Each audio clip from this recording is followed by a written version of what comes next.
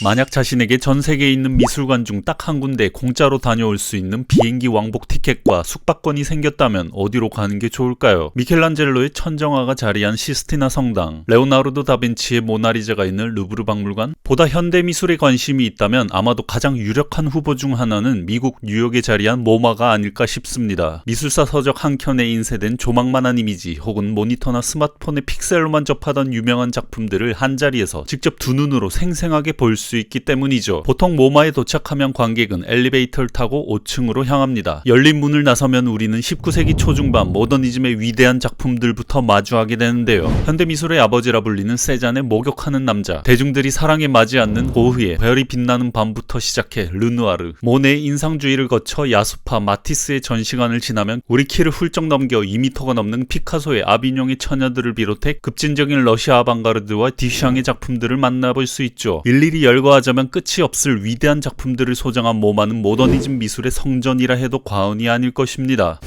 그런데 이건 교과과정에서 배운 미술 교과서에서나 보던 과거의 작품들 아닌가요? 동시대 미술은 어딨죠? 잠깐 지난 영상을 안 보신 분들도 계실 테니 동시대를 거칠게 요약해보자면 신자유주의적 세계화와 1989년 현실사회주의 붕괴로 발생한 정책이 진보와 미래를 향했던 모더니즘과 대척점에 놓인 현재만이 존재하는 시대, 여러 시간이 포개진 중층의 시간을 가진 다원적인 시대로 정리할 수 있겠습니다. 이와 같은 동시대적 조건 속에서 표출된 동시대 미술은 미니멀리즘, 개념미술, 팝아트 이후 더 이상 모더니즘 예술 양식의 틀로 가둘 수 없는 것, 무슨 주의라고 예술사조로 호명될 수 없는 탈장르화되고 탈물질화된 작품들로 나타났죠. 그 어떤 틀로도 가둘 수 없을 만큼 다양한 형태와 주제로 상계에서 나타나고 있는 이 혼란스러운 시기에 작품을 분류하고 수집하고 전시하는 동시대 미술관은 어떻게 대처해왔을까요? 모마를 비롯한 몇몇 미술관의 사례를 통해 오늘은 동시대 미술관에 나타난 변화를 살펴보도록 하죠.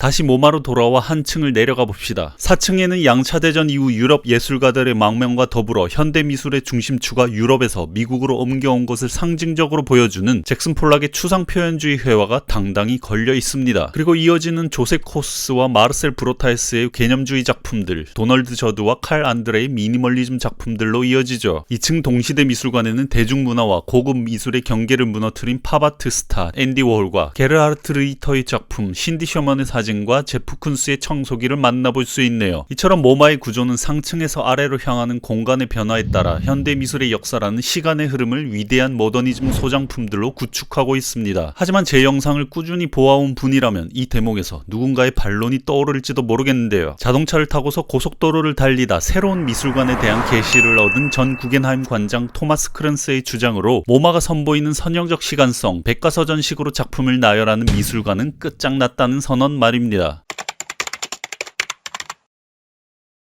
미술비평가 아서단토는 1970, 80년대 뉴욕 미술계에서 모던과 컨템퍼러리 사이의 구별이 뚜렷해지면서 모마가 예기치 못한 한계에 봉착하게 된 것에 주목했습니다. 모마는 모더니즘의 양식적 그늘을 벗어나지 못한 미술관, 즉 동시대적이지 못하고 시대와 동떨어진 고루한 작품들을 수집하는 미술관으로 전락할 위험에 처하게 된 것이었죠. 여기서 우린 오늘날 미술관이 가진 딜레마를 발견할 수 있습니다. 만약 모마가 이미 역사적으로 가치 판단이 끝난 모던 아트만 수집해 나간다면 시대와 동떨어진 미술관이 될 테고, 컨템퍼러리 아트를 수집하고 전시하자니 동시대성의 조건 속에서 솟아오른 무분별한 작품들 속에서 영구 소장할 만한, 즉 국공립기관이 문화적 유산으로 소장할 만한 가치가 있는 작품을 어떻게 분류하고 판단할 것인지에 문제가 발생합니다. 만에 하나 소장한 작품이 훗날 별다른 역사적 가치가 없는 것으로 판명나는 것 같은 실수의 리스크를 감당하기란 쉽지 않았겠죠. 모마의 한 가지 방편은 오래된 소장품을 메트로폴리탄 미술관으로 이관하거나 타 기관의 매각, 기증함으로써 현대적인 것으로 남아있으려 애썼습니다. 그 빈자리에는 다양한 동시대 미술 중에서도 소속 큐레이터들의 눈으로 골라낸 확실하고 영속적으로 가치 있는 미술품만을 승인하고 수집하는 기관으로 남아있으려 한 것이죠. 나아가 모마는 고심 끝에 4년간 미술관 문을 닫고 건물 증축까지 감행합니다. 2004년에 재개관한 모마는 기존의 소장품을 주입식으로 나열하는 역사주의적 전시 방식에서 벗어나 좀 더 열린 방식의 컨템퍼러리 아트를 전시하는 동시대 미술관으로 거듭나고자 했습니다. 하지만 모마가 멈춰있던 4년이란 시간 동안에도 전 세계 미술 현장에는 수많은 변화가 동시다발적으로 일어나고 있었습니다. 결국 자신 앞에 놓인 두 가지 갈래길, 미술관의 제도주의와 미술 현장의 동시대성 사이에서 적당히 얼버무리고 절충하려는 모마의 우유부단함은 비판의 대상이 됩니다. 모마의 수석 큐레이터였던 존 엘더필드는 모마가 팝아트 이후의 모든 동시대 미술 작품들을 미니멀리즘 조각의 보충 설명 정도로 딱지 붙이고 얼버무렸다고 평했고, 미술비평가 마이클 키켈만은 모마의 2층 컨템퍼러리 아트 전시관에서 절충적 조각, 회화, 사진, 그리고 드로잉들이 우유부단한 기획력의 바다에서 쓸려 내려온 값비싼 잔해들이 흩어진 해안가라고 혹평했습니다. 재개관 후 쏟아진 이 같은 수많은 비판들 때문인지는 몰라도 모마는 매년 한 차례씩 새롭게 개편하며 동시대 미술을 다룰 것을 공표합니다. 마침내 2006년 말 2007년 초에는 시간으로부터 나온 동시대 미술 소장품 전을 개최하면서 시간성이란 주제, 즉 동시대성의 근간이 되는 요소와 쟁점에 발을 들였다는 평을 듣기도 했죠. 모마는 스스로 동시대 미술을 적극 수용하며 오늘날 가장 가치 있는 미술을 다룬다고 자처합니다. 하지만 앞서 살펴본 것처럼 외부의 평가는 그렇지 못했죠. 모마가 개인전을 위해 택한 리처드 세라, 제프 월, 올라파 엘리아슨, 마를렌 디마 같은 작가들은 컨템퍼러리라기보다는 컨템퍼러리 모던에 가까웠기 때문입니다. 리모더니즘, 즉 모마는 동시대성을 모던과의 연장선상에서 바라보며 그 속에서 어떻게든 모던함을 찾아내려 안간힘을 쓴다는 것입니다. 테리 스미스는 모던과 컨템퍼러리를 완전히 별개의 단절된 것으로 보는 입장인데요. 그가 보기에 오늘날 동시대성의 조건은 끊임없이 변화하고 있는데 정작 모마는 그 속에서 모더니즘의 유산과 영향력을 유지하려 하거나 반동적으로 고집한다고 비판합니다. 컨템퍼러리 아트는 모던하게 되려 하지도 않을 뿐더러 모던하게 될 수도 없건만, 모마는 컨템퍼러리 아트를 모던하게 되지 못한, 아니 모던하게 되기를 실패한 아트로 오독한다고 말입니다. 그렇다면 모더니즘, 리모더니즘과도 전혀 다른 성격의 동시대 미술은 어떤 걸까요? 스미스는 리모더니즘의 구역에서 불편하게 머무르거나 그것을 통과해 지나가는 미술, 그것이 흡수하거나 배제하려는 기준을 거부하고 마침내 그것을 잊어버리는 미술이야말로 동시대적인 것이 될 수 있는 기회를 가진다고 말합니다. 뉴욕 맨해튼에서 허드슨강을 따라 북쪽으로 1시간 거리에 있는 소도시 비콘에는 디아아트 재단이 설립한 디아비콘 미술관이 자리하고 있습니다. 이 재단은 미술 화상이자 중개업자였던 하이너 프리드리히와 그의 상속녀 필리파 드 메닐, 그리고 미술사가 헬렌 윙클러가 함께 1974년에 설립했습니다. 재단은 주로 미니멀 아트, 프로세스 아트, 개념 미술, 대지 미술처럼 일반적인 미술관에서 감당하기 힘든 크기의 작품이나 자원과 비용이 많이 필요한 작품들을 지원해왔죠. 그들이 추구하던 이상을 현실화 시킨 디아비콘 미술관은 2003년에 개관하게 됩니다. 이는 앞서 모마의 소장품으로 나열된 역사주의적 전시 진열의 대안으로 등장하면서 모마가 담을 수 없던 동시대 미술을 전시하는 목적에 충실한 미술관이라 볼 수 있을 것 같은데요. 미술의 역사란 없다, 단지 연속되는 현재만 있을 뿐이다 라는 프리드리히의 발언은 디아비콘의 미학을 함축하고 있습니다. 이는 미니멀 아트가 개척한 현상학적 경험, 지금 여기 눈앞의 사물 그 자체를 관객이 몸을 움직여가며 현재라는 시간 속에서 경험하는 것을 말합니다. 디아비콘이 품고 있는 작품들은 관객을 역사로부터 벗어난 영원한 현재라는 시간성의 숭고함으로 진입하도록 이끕니다. 현재주의는 동시대성의 주요 특징 중 하나였죠. 여기에는 미술에 대한 사회성의 구속이나 현실 속 역사의 혼란을 초월하고자 하는 열망, 각자가 그 스스로의 아이콘인 듯 개별성에 집중하면서 미술에 대한 순수한 의식 이외의 다른 모든 것은 의식에서 추방하고자 하는 욕망이 담겨 있습니다. 잠시 프리드리히가 후원했던 프로젝트 중 몇 개를 살펴보도록 하죠. 작가 드 마리아의 번개치는 들판은 허허벌판에 400개의 스테인리스 강철봉을 설치해 놓은 작품으로 그곳까지 찾아온 관객이 운 좋을 때 이따금 번개가 내리치는 것을 구경할 수 있는 작품인데요. 프리드리히는 설치 장소를 확보하기 위해 뉴멕시코의 17,000여 평의 사막을 구입할 수 있도록 후원했습니다. 그리고 대지미술하면 가장 먼저 떠올리는 상징적인 작품 로버트 스미슨의 나선형의 방파제, 미니멀 아트 댄 플레빈의 형광등 작업과 도널드 저드의 작품들을 지원한 후원자이기도 했죠. 앞서 다른 영상에서 살펴본 폐공장이 미술관이 된 사례들처럼 디아비콘 또한 오레오를 생산하는 기업 나비스코로부터 기증받은 상좌 인쇄 공장을 개조한 곳이었습니다. 이 거대한 공간을 가득 채우고 있는 미니멀리즘, 프로세스 아트, 설치 미술 작품들은 화이트 큐브가 아닌 공장과 같은 산업시설이란 공간에 걸맞는 장소 특정적 작품이기도 한데요. 그런데 문제는 작품이 너무 장소와 잘 어울린다는 것이었습니다. 비평가 할 포스터는 디아비콘을 둘러본 후 이렇게 말합니다. 궁전에 있는 왕실 초상화들, 국립미술관의 현대생활을 묘사한 회화들, 화이트 큐브 미술관에 있는 추상작품들, 또 산업시설에 있는 미니멀리스트 설치보다 더 적절한 게 무엇인가? 문제는 너무 잘 들어맞는다는 것이고 이 와중에 모수는 얼렁뚱땅 덮여버리고 만다. 이와 같은 프로젝트의 공통점은 관람객이 수고로움을 무릅쓰고 작품이 있는 장소에 직접 찾아가야 한다는 것이지만 오랜 시간 별다른 방해 없이 개별 작가의 작품을 온전히 대면하며 그 실체를 경험할 수 있는 기회를 얻는다는 것입니다. 사실 발언한 동기나 작품의 규모나 조건은 전혀 다르지만 이는 훗날 다뤄볼 예정인 2010년대 한국 미술계에 나타났던 신생공간이란 현상을 이해할 수 있는 작은 단서가 될 것 같은데요. 당시 나타난 신생공간들은 건물 반지 하나, 공장 단지 한 켠에 임대한 소규모 공간 혹은 작업실을 그대로 전시장으로 옮겼는데 그 공간들은 SNS와 지도 앱에 의지해 발품 팔아 찾아온 관객들에게만 특별히 공개된 것처럼 작품과 단독으로 대면하는 특별한 경험을 제공했습니다. 이 개별화된 경험과 더불어 굿즈라는 이름으로 각자 유무형의 작품을 판매하고 소유하는 거래의 경험을 공유하기도 했죠. 오늘날 동시대 미술을 선보이는 전시 공간은 누구에게나 열린 것이지만 동시에 관객 한 사람 한 사람을 개별화하며 자신만의 개별적인 경험을 제공하는 것처럼 나타납니다. 이는 모두 같은 아이폰을 사용하고 모두 같은 나이키, 뉴발란스 운동화를 신으면서도 스스로를 남들과 다른 자신만의 취향과 개성을 가진 독자적인 주체라고 생각하도록 호명하는 후기자본주의적 주체의 경험과 불가분의 관계에 놓여 있습니다.